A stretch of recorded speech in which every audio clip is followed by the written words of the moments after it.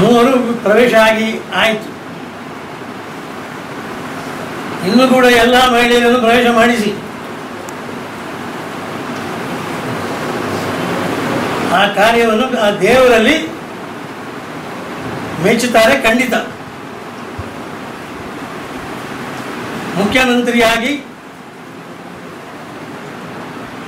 ನಿಮ್ಮ ಕರ್ತವ್ಯವನ್ನು ಪಾಲಿಸಿ. ಸತ್ಯ ಹೇಳಬೇಕಾದ್ರೆ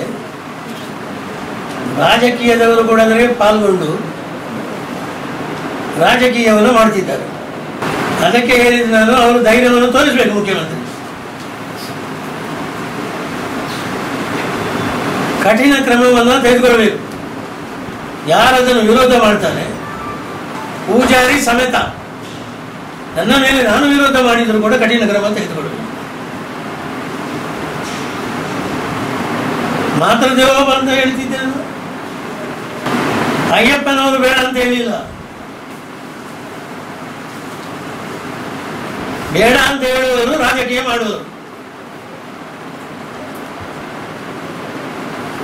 ನನ್ನಂತ ರಾಜಕೀಯ ವ್ಯಕ್ತಿಗಳು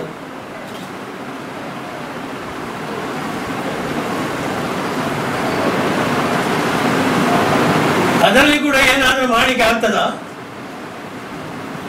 ಅಂತ ನೋಡುವರು.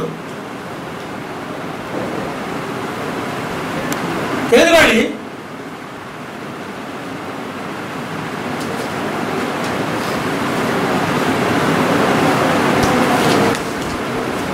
ಆ ಈಶ್ವರ ಯಾರು?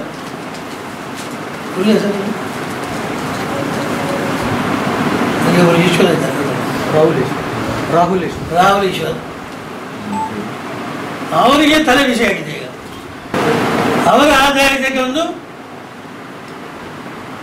ದೊಡ್ಡ ಬೆಟ್ಟ ಆಗಿದೆ ಅಂತ ಅವರಿಗೆ ದುಃಖ.